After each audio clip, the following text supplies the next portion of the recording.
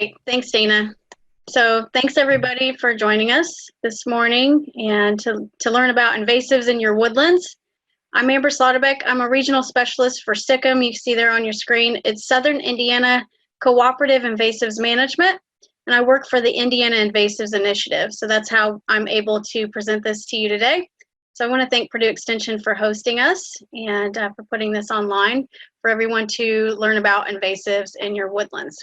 This is a topic that I'm quite familiar with because I'm a woodland owner, and so I too, in my spare time, am working on my property to manage these invasive species we're going to talk about. So I have some personal experience with it, and before this position, I also helped state parks quite a bit in the woodlands that everyone gets to enjoy. So this is a topic that I'm quite familiar with, and I have some images of my property at the end that I'd like to share with you of some of the management that I've been doing quite recently. So I will show those to you afterwards, and at first we're going to do some quick ID, and I'm going to turn off my camera so you can focus on the screen and not my face. Okay, invasives in your woodlands.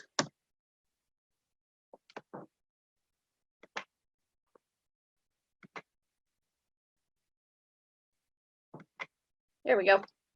What is an invasive species? We got to start there. So invasive species with regard to a particular ecosystem. So when I talk about an invasive, I'm talking about a species that is not supposed to be in Indiana, specifically in our state. So it's non-native and it's causing harm or likely to cause harm.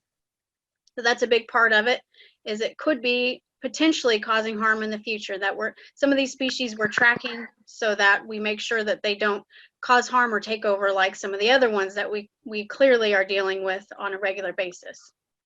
Not only do they cause harm to our economy and our environment, but they also cause harm to our health, our plant health, and also our wildlife and even our livestock health.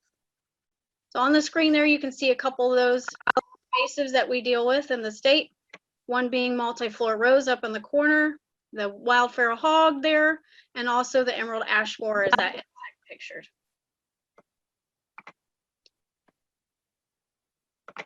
So that's an invasive, but what is a native species? Native species is the opposite. It's something that we want in our state. Organism that's evolved for a very long period of time together, working in these complex and essential relationships. So that is something that we want in our state, is a native species. So when we talk about removing invasives, we want you to replace those invasives with natives. Here are just a short list of some of the ways that invasives affect all of us. So they displace our native plants, our insects, and other wildlife. They definitely cost our state millions of dollars to control. They cause harm to our livestock. So if you have livestock in pasture, they can actually harm your animals that you're keeping on your pasture. They cause allergies, blisters, rashes, etc. We've noticed that there's an increase in tick populations and those illnesses that are related to ticks when we have these dense stands of invasive species, especially the shrubs we're going to talk about today. They also decrease that tree productivity more than 50%. So even those large trees in the canopy, those are being affected by the understory shrubs that you're seeing that are taking over your woodland. This time of year, it's especially important to remember that these invasive species in your woods are affecting morel mushroom productivity. So that is something that is dear to a lot of us, a morel mushroom, and we're out there hunting for them. Those invasive species are negatively impacting the productivity of those mushrooms. And I like this example. It takes between 6,000, and 9,000 caterpillars to raise one clutch of Carolina chickadees. So those are all raised on native plants. And if you don't have native plants, that one clutch of chickadees will not survive. So where do you guys begin? That's the first step, is identifying your invasives. So we're going to talk about those today. And how do you do that? You can seek help if you're not sure. That's the job of a regional specialist. We can help you out with identification. so that you can then move forward and prioritize what you're dealing with, the infestation size, and your resources, what time and money you have available. We want you to identify your expectations for your property as well. So what are your goals? Are you strictly hoping for some improved wildlife habitat? Do you have obligations that you've signed up for and maybe some programs that you're enrolled in? Are you hoping to increase your timber production, hunting grounds? Are you farming for pawpaws or native fruits? So these are all things that you want to consider when you're managing your woodlands. What is pictured there is a little dauber that I like to use. That exact dauber is what I use quite a bit in my woodlands when I apply a glyphosate on the cut stump treatment for shrubs.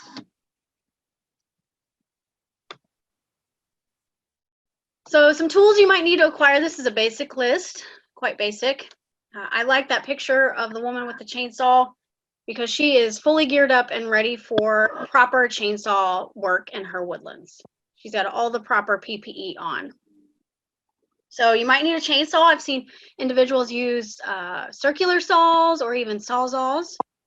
Loppers, clippers, a folding saw. That 10-inch Corona folding saw is my absolute favorite. You can fold it up and take it with you. If you're using a chainsaw, you of course want to order a face shield and have safety glasses, ear protection, which she has there on her face shield. A hard hat is also something that you see in that picture. That's essential for chainsaw work, especially if you're cutting down some invasive trees. Sturdy shoes, absolutely essential. Of course, gloves. Chaps are what you see on the picture, some chainsaw chaps. And then herbicide daubers, that little dauber that I use, I order on Amazon. It's relatively cheap. A spray bottle, or you can even paint herbicide on, tank sprayers, etc. Something to distribute your herbicide. So that's a pretty basic list. You could also potentially purchase or hire someone with heavy machinery if you're dealing with a lot of acreage of these large invasive shrubs. So you could use a brush cutter. That's an attachment on your weed eater, essentially. You can get a brush hog or a bull hog. Tanker boom sprayers, that's just to distribute a lot of herbicide quickly. And then a weed burner. I've had some luck with a weed burner or a weed dragon, some people call it, but lugging around a propane tank in your woodlands isn't always ideal. A brush mower, walk behind. And then Fecon is what's pictured there. That's essentially a barrel roller that will mulch up. As you can see there in the picture, it'll mulch up all those invasive shrubs. And pretty much anything in its path, you can see that. So then you would have to return and treat those plants, of course, like any new growth you would have to go back to. So those are just some options. There are contractors across our state that have these large machines in their toolbox. So if it's something that you can't purchase on your own, you can hire someone. Okay, so let's talk about identifying those invasives. This is the first place you start. What do you have on your property? What are your priorities, and what are the plants that you need to start managing? This time of year, I would say this is the plant you really need to be after. Garlic mustard. If you see this plant in your woods this time of year, it might have what you see in the screen there, or it might have a flower. So if we go back, this is the first year of that plant. It's relatively unnoticed. It'll grow along the woodlands, along the soil, and that's the first year. The second year is when the plant will grow up to 4 feet, not 4 inches, 4 feet tall, much taller than 4 inches. And we'll have those 4 petals, okay? So it gets quite tall, has these petals, white flowers, and you can see that it'll create nothing but garlic mustard if you let it. So this is one that you really want to get after. It poisons the soil, so nothing else will grow. It actually can kill our West Virginia white butterfly larvae if it were to unknowingly put its eggs on that plant. And it creates a monoculture, and then those seeds, if they do go to seed, if you don't get it before it produces that seed, so When it's flowering, and that's the white flag, you got to get out there and get that plant. If it goes to seed, that seed can remain viable for up to a decade. So that seed will lay there, you don't even know it's there, and then 10 years later you have garlic mustard. That's one reason why you want to get after it as soon as you see it. And it may or may not have a white flower depending on where you are in the state right now.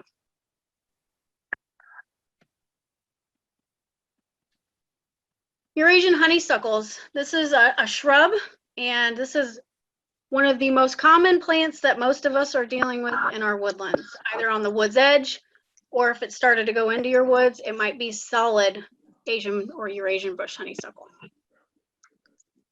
So it's been here for quite a while. You can see 1700s and 1800s. It was actually introduced as an ornamental and for wildlife.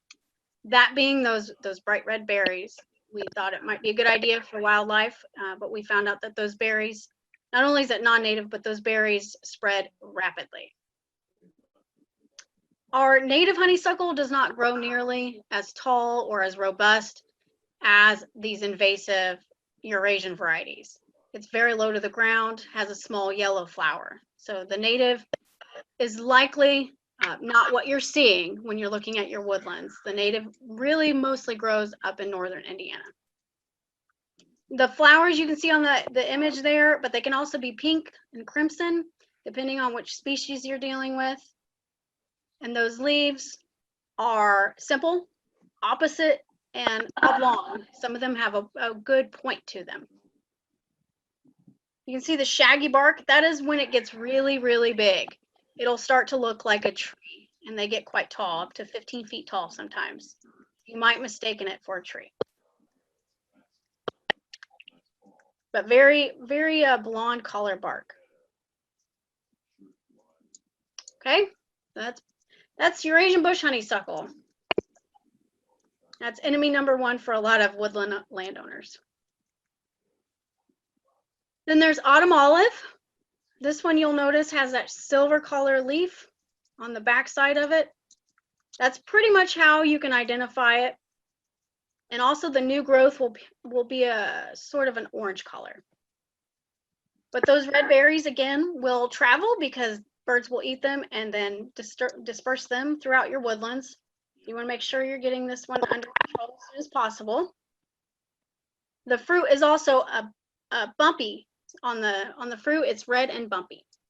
Okay, so it will completely change the nitrogen cycle and the soil chemistry in your woods. It will create nothing but autumn olive. You're seeing a bit of a theme here. It's been around for a good long while though. So we've been dealing with this plant. It's just really starting to take hold of not only our woodlands, but also along our highways. The flower is likely what you're going to start seeing this time of year. You can see it's tubular and sort of white and yellow color. All right. Alternate leaf arrangement. So that is autumn olive. A lot of folks call this Russian olive, but Russian olive is not the same as autumn olive. Russian olive is a tree. This is a shrub, although it can resemble a tree. It's quite big. Japanese barberry is the next one. This one I have a lot of personal experience with because it's all over my woods. And up until this year, it was still being sold in our nurseries. So no matter what the cultivar is, you will find it in your woods. Those berries, again, will spread. Introduced a long time ago in the 1800s as an ornamental small to medium shrub. It can get quite tall in the woods, though, I've found. Forms these large thickets and will invade pretty much anywhere that it can set seed. It has been correlated to Lyme disease. So that's one of the many reasons why you should be getting rid of this. It will create this solid thicket of nothing but barberry, and so you can't even walk through your woods, which is something that we all love to do, is enjoy our properties, right? You won't be able to walk through it. It has these little spikes, these little thorns that will break off in your skin, which are quite unpleasant. And then it also is connected to Lyme disease. So this is a really awful plant that you want to start managing.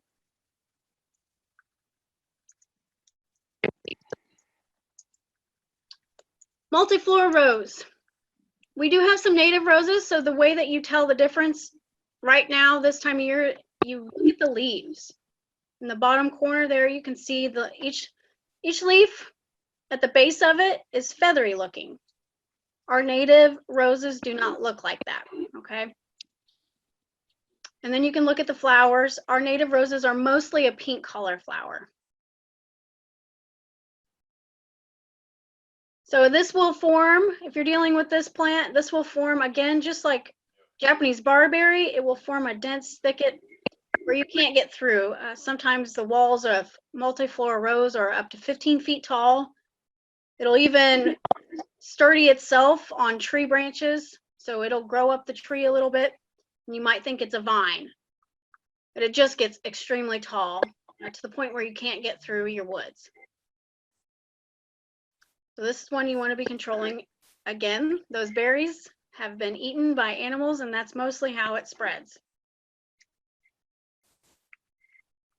Rosa multiflora.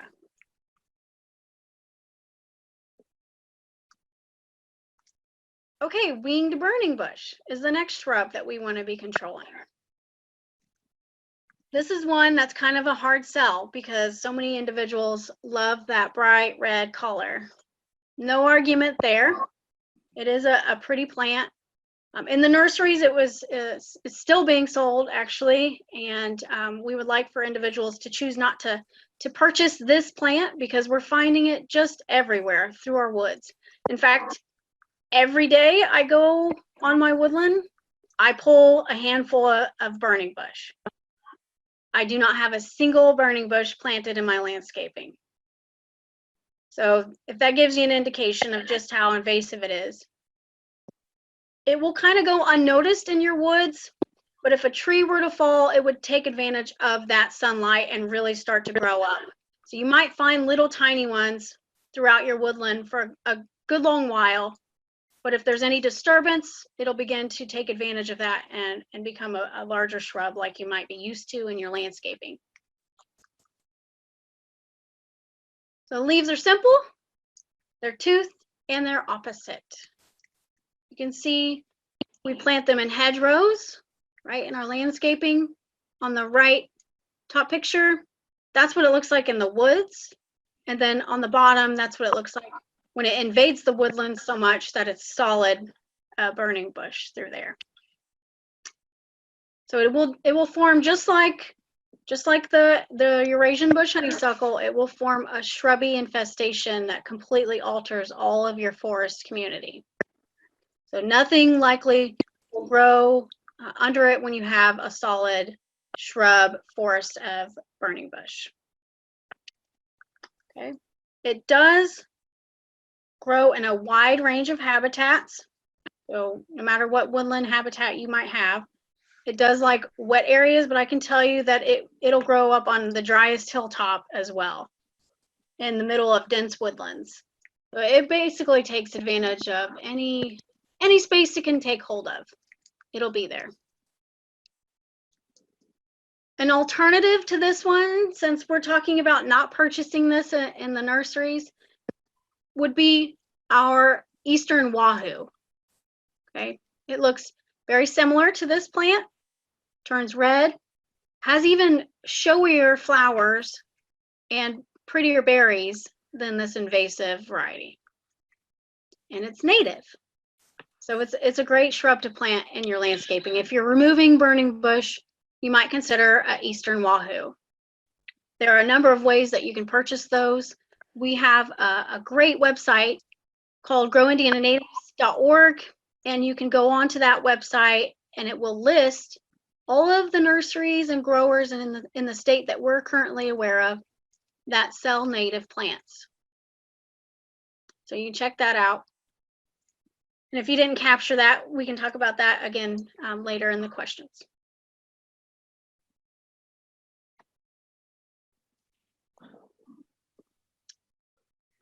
Another invasive shrub that is really starting to take over some woods. I've seen it very dense at Turkey Run State Park. If you've ever been to that great state park, you go to the covered bridge, there is a lot of privet that is taking over that beautiful woodland. And how is it doing that? Simply the berries. The berries spread. And so every time we have one of these hedgerows in our landscaping, those berries are traveling. So I like to say, have berries, question mark, will travel, okay? These invasive shrubs that are non-native are traveling primarily through our wildlife. They're unknowingly eating these invasive berries, which provide very little for them, and then they're traveling off into our woodland. So privet was introduced as an ornamental in the mid-1800s. It has an opposite arrangement, a simple leaf, and the leaves are elliptical with smooth edges. You want to remember that because we have a native black haw, and black haw grows similarly to privet, but it's native, and it has a toothed edge on that leaf. Privet has a smooth edge. So if you're not sure if it's a good or bad plant, it's resembling privet, look at the leaves. And when in doubt, of course, you can send your regional specialist some images and we'll help you out. One of the unfortunate things about this plant is that fruit is poisonous to humans and also to our animals. So the leaves actually contain a chemical that will inhibit digestion for our herbivores, as well as the fruit being poisonous. So twofold, it's a really awful plant. And then it will form, just like the others, a very dense thicket, which will outcompete everything. You won't have any native wildflowers in that forest with solid privet. If you're curious about this plant, as far as purchasing it, there are no native privets in Indiana. So it's pretty easy to remember that. There are no native privets, the ligustrum species, in Indiana. So if you go to the nursery and they're selling privet, it's likely this invasive species, okay? So one you do not want.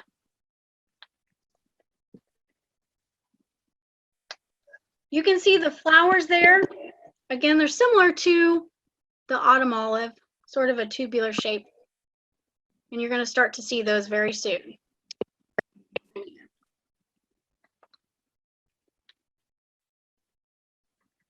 Okay. Next up is Callery pear. You've probably heard a lot about this one in the last year or so. There's been a lot of public awareness about this tree species. We talked about shrubs. We're going to talk a little about trees. We have started to see this tree really start to take over some woodland habitats in southern Indiana. But if you live in Vigo County, you don't have to look far. Callery pear is creeping into your woodlands and creeping into our fields and our ditches, really starting to take over. So if you do have one planted in your landscaping, it's our recommendation that you remove it, especially if you have a woodland area. You're going to start to see this spreading into your woods. It's just a tree you do not want because it's not native. It's native to China and Vietnam, and there are over 100 cultivars of this tree. That's the unfortunate thing, is any of those ornamental pear trees that you see in the nursery, they're all invasive. You don't want to buy the invasive Callery pear or any of those cultivars. Okay, Aristocrat, Chanticleer, all of those. They all have clever names, but they're all, if they're an ornamental Callery pear tree or a pear tree, then they're invasive. You can see the flowers there up in the upper right corner and what the leaves look like as they're emerging. So those are very recent images of what that tree is going to look like. It has since, in Vigo County, I can tell you that it has since just lost its flowers, and now you'll just see the leaves. But in early spring, it is the first tree, in the early spring, if you're looking at Callery pear, it's going to be the first tree to flower white. Okay. The leaves are alternate, simple, toothed, and you probably heard that has very weak wood and branching structure. It's the shape of that tree as it gets older. the branches are just so heavy and the shape of the tree is too much for it that it'll break its branches off. So it's not a very long-lived tree, and it's certainly a safety hazard if you have it near your home or perhaps along your roadways, because it will eventually break open and drop those big branches, sometimes splitting completely in half. It will form a dense thicket just like the others. It'll be a solid stand of nothing but Callery pear in your understory, just waiting to take over. It spreads by those pairs. So another invasive species really likes this tree, called the European starling. So if you're a birder, you know that bird very well because it likely consumes all of the seed you put out for your bird friends. And the European starling loves the Callery pear tree and all of those cultivars. So it'll eat those little pears and then it'll go off and distribute it throughout. This is definitely one you don't want.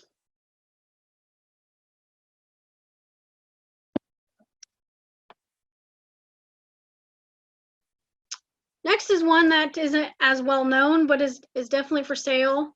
You want to make sure you're not purchasing this. We have some native maples, but this one is called Norway maple. So it is introduced as an ornamental from Europe. You can tell by the name it's not native, right? If it says Norway in the name, it's obviously not from Indiana. Leaves have 5 to 7 lobes with a sharp point. You can see the picture there. Very distinct leaves from our natives. The lower surface are paler and smoother, except for these stiff little hairs on the vein axils. The buds, you can see, are much more rounded than our sugar maple. So that might be what you confuse it with. But look at all these different features to compare it to our natives, okay? The leaf petioles contain a milky sap. So if you were to break those open, it would be milky inside. Those seeds are characteristic. So as soon as they start to produce that seed, you'll notice just how different they are than our natives. And they, of course, are wind dispersed. Just like our native maples, you'll maybe as a child you used to play with those as little helicopters. These ones are completely different than our natives. I have a funny picture I'm going to show you to compare, and so that you can remember it. How I remember whether or not I'm looking at a native maple or an invasive Norway maple. Just like the Callery pear, this Norway maple will invade your forest. It'll start to take over those woods edges, and then it'll start to spread into your dense woodland.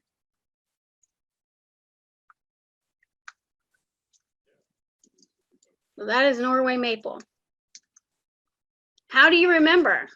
So if you look at his mustache, it's a pirate, and he's got a handlebar mustache. So go back, look at those seeds.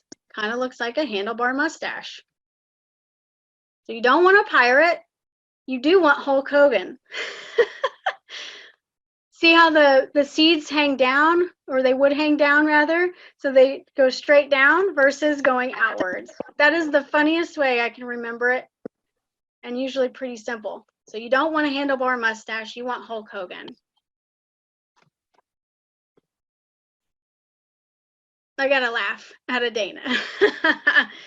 So the species to watch for, I always like to throw in one that maybe isn't as common to you, but we are, as professionals, we're watching this species spread and we want to stop it in its tracks.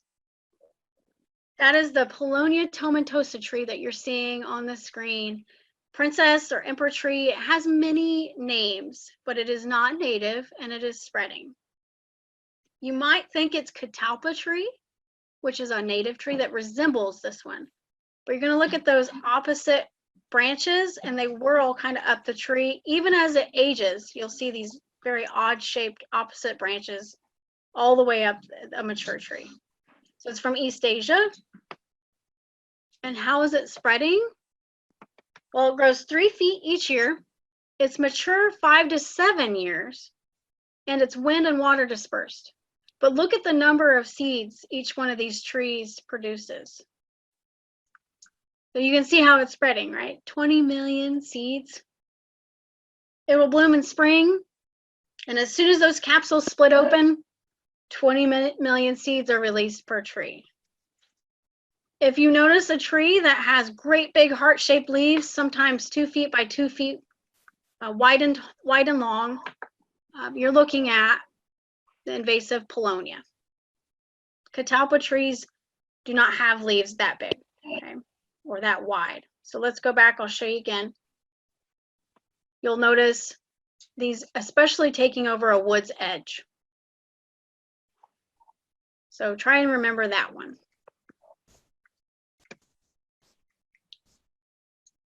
So we talked about identification. Now let's talk about how do we control these species. There are a number of ways that you can do it, manual or with mechanical options. So of course, if you're looking at invasive shrubs in your woods, if you're not dealing with that many, or if you're dealing with smaller shrubs, you can pull them. Especially on that bush honeysuckle, the Eurasian honeysuckle, it has a very shallow root system. Even some of the larger ones you can pull out of the ground. When you do pull them, make sure that you're not just throwing it back on the ground. You want to hang it up or make sure that root system is not touching the soil. It will actually grow right back into the soil and keep growing if you just lay it down. You can mow and brush cut the invasive shrubs. You can dig or weed wrench. That's where you use a tool that will create a lever action so that you can pop it out of the ground. You can do controlled burns. Ideally, this isn't the real time of year, but earlier in the spring, you could do a controlled burn with some professional help. And of course, just cutting it and keeping it managed in that way. Sometimes you will need herbicide. So especially on these invasive shrubs, if you want to make sure that you're getting rid of the roots, you want to use an herbicide. So you'll cut stump is what I do a lot of it in my woods. I do cut stump treatment where you cut at the base of that plant and then you apply an herbicide directly on that cut. You don't want to walk away and come back the next day and apply that herbicide. You want to cut it and then immediately apply that herbicide so that that plant isn't going to seal up. You want to make sure that you get that herbicide on before it tries to save itself. If you have a lot of biennials or annuals, you want to make sure you're using an herbicide like the garlic mustard that we showed you. If you have a lot of it, you can use an herbicide with a foliar application and spray those leaves.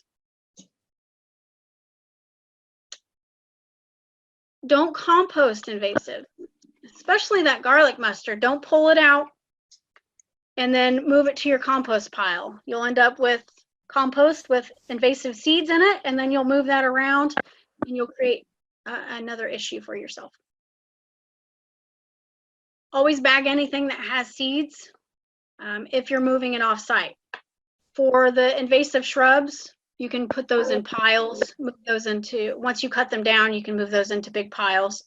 I've found that wildlife actually really like those shrubby brush piles that you created with the downed invasive shrubs. Whenever you leave a site, always clean up afterwards. So make sure that you're not dragging those seeds around in your shoes or in your mower. And make sure you're not making another problem for yourself.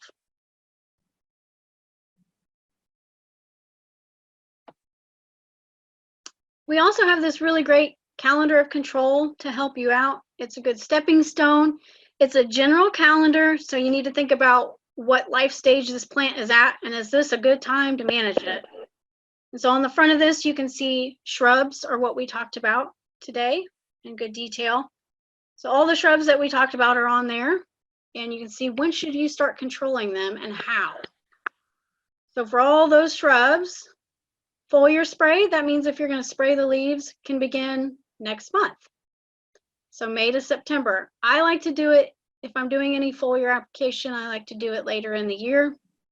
So around late August into early September. That's how I prioritize it. If you're doing cut surface treatment, where you cut at the base of that shrub and apply an herbicide, you can see this is not the time to do that. you need to wait until later on in the year. Fall is a really great time to do it. So if you want to prioritize those shrubs, you can start it in June. Fall is a really good time through the winter. And that is because that plant is pushing all of its nutrients upwards right now to the leaves and to the flowers, and it will literally spit out your herbicide. So you're going to waste your money if you apply that herbicide right now. And then basal bark treatment is where you go around the bark and you apply an herbicide on the outside on the bark. I personally haven't found that very useful in my woodlands, but if you have a lot of autumn olive and they're spaced out just so, you might be able to get to each one of those and basal bark treat them. So that's the front of that document. Number one, always follow the label of whatever herbicide you're using. So these are just suggestions for you. These are what are tried and true. We've used these herbicides at this rate. So you look at the color coding and you go down to the bottom, and that color corresponds with what herbicide and how much you should be using. But number one, whatever herbicide you purchase, read that label front to back. It's going to tell you everything that you need to know. So this document's really great because on the back, it has herbaceous, grasses, and also your trees that we talked about. So princess tree is that paulownia that I want everybody to be looking for.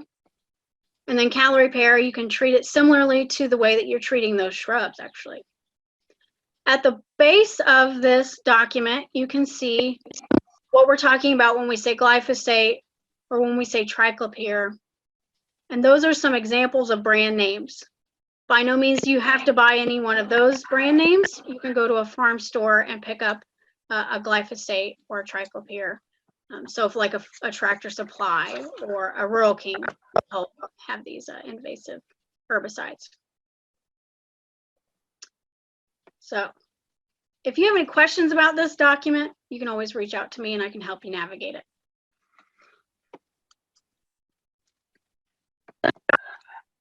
I want to show you guys some of the pictures on my property and show you what I've been doing. So in this image, you can see that there was a huge honeysuckle. You can see how big it was. That's a Eurasian bush honeysuckle in the front yard that was being maintained and mowed around. There was actually, I don't know if you can see them in that image, there was actually little wind chimes hanging from it. And so that was the first thing to go. The day that I purchased the property, that was first thing to go. And you can see it was as big as a tree. There's my chainsaw in the image. It was very large. So we cut it down to the base and then applied an herbicide. And that was in July of last year. Then just looking up the driveway, you can see we were dealing with quite a bit of bush honeysuckle in July of last year when we purchased the property. And now you can see how much work we've been doing. And of course, there's my dog. So on both sides of the driveway, we've been doing a lot of work. The whole front side of the property was bush honeysuckle, autumn olive, some multiflora rose mixed in there, of course. But we've been doing quite a bit of work. And most of that has been with cut surface treatment, like we talked about, and others have been just by pulling the smaller ones and hanging them up to dry. This is the right side of the driveway, so you can see we've done quite a bit of work on that bush honeysuckle. And that's what it looks like in one space. You can see on the left, a lot of bush honeysuckle, and on the right is what it looks like now. When you have solid stands of these invasive shrubs, not much grows underneath them. But once you get rid of those invasive shrubs, you're going to start to see some of those natives come back. Of course, you can supplement. In the meantime, you can go through, if in our case, we don't have very many trees in this space, small saplings growing. They just didn't have a chance for a very long time. So we've been planting small trees and small understory shrubs. This is also what it looked like. So it was very thick. That's what it looks like now. You can see those shrub piles. So you can cut them and drag them to big piles. You can burn those piles, but I will tell you it takes a long time to burn bush honeysuckle in a very hot fire. So there's another image for you. Just to give you an idea of what you can do, like I said, we just purchased it in July, and we've been working pretty diligently on removing and making sure this is a priority, since it was a good window to be doing that. In addition to that, on the back side of the property, you can see all those yellow shrubs. Those are all Japanese barberry that I treated in August of last year. So I went through and did a foliar spray on those. And we've also done a lot of brush cutting. So using an attachment on our weed eater to cut them down and then apply a foliar when they come back up. So that's what it looked like. Pretty thick and awful. We couldn't walk through it. This is what it looks like this morning. I went out and took a picture for you. You can actually see where the barberry was. You see all those bare places? You know, nothing is growing there really. It's just starting to come in. So pretty nasty. It will decrease all plant life underneath it. Amber, there was a question excellent, but there was a question in the chat box about when did you focus your efforts on Asian bush honeysuckle? Is that a year-round thing, time of year? When are you tackling it? Oh, that's a good question. So if you want to be working on it right now, you can do a number of things. You can go through and start pulling those smaller ones, and then if you have a weed wrench, like I said, you could use that tool to start popping those out of the ground.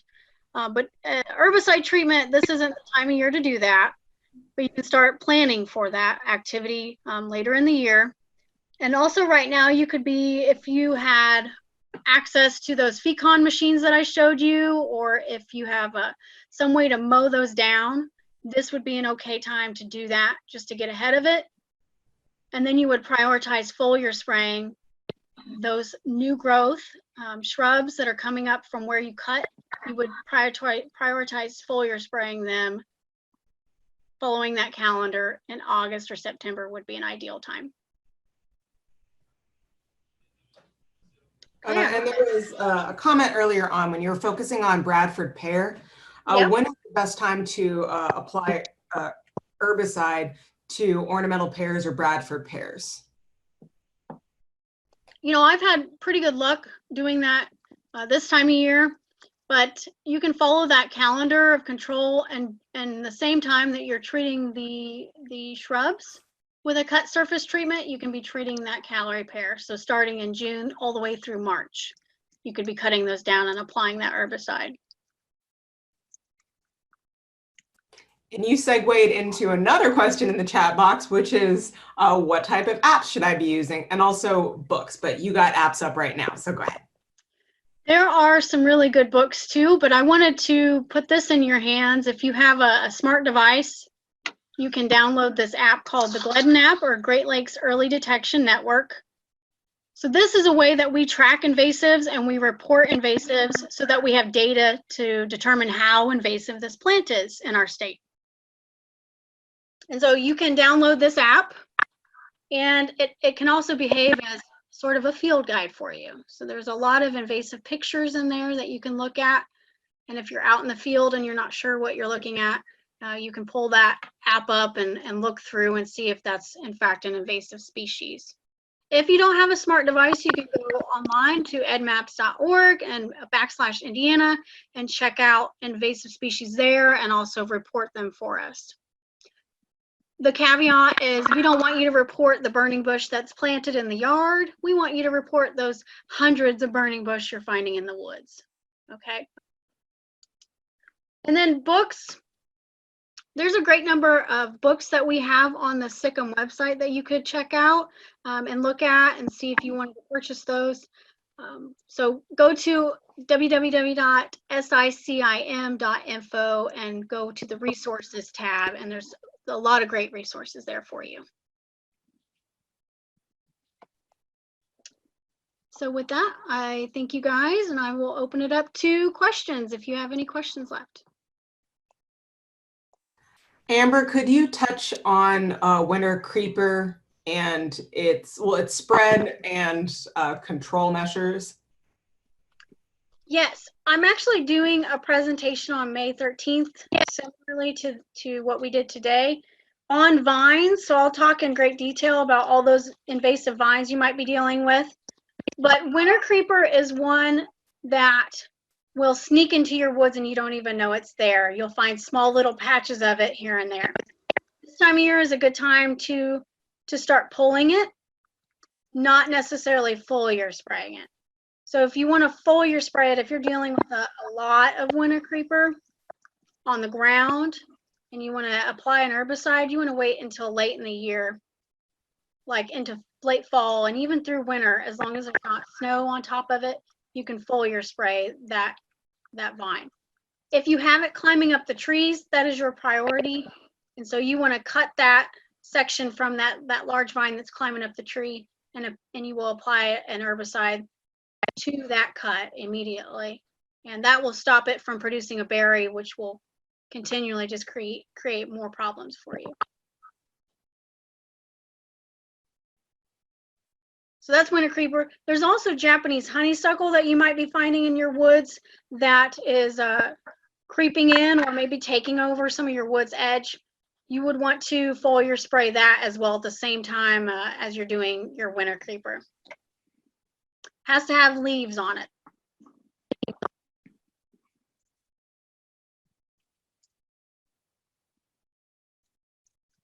So I can share that calendar of control with you. If you can see there's my email. If you want me to send you some documents, I can send you some things through email. That is also my cell phone number. So if you're out and about, say today, and you're in your woods and you're not sure what you're looking at, you can actually text me images of the plants, and I'll let you know if that's an invasive plant that you need to be working on. Other regional specialists across the state are also there to help you. So check out SICM's website. There's so many great resources on there and ways that you can get involved with groups that are in your area. Did we have any more? Oh, we had another question from Chuck. Is pulling ornamental bittersweet effective? It is if you get the roots. So as long as you get the roots of that vine, yes, it'll be effective. It's when you accidentally leave a chunk of that root that it might just continue to grow. If we didn't have any more questions, then I wanted to say, Amber, I really love how you shared your journey on your property. How it is transformed is a polite understatement. So thank you very much for your presentation, sharing all your knowledge, as well as like your personal journey through controlling invasives and how much of a difference they can make. Yep, we're in this together. Yeah. As I mentioned before, I will take this recording and put it on the Vigo County Purdue Extension YouTube channel so that you can see the recording and see all this information again if you'd like.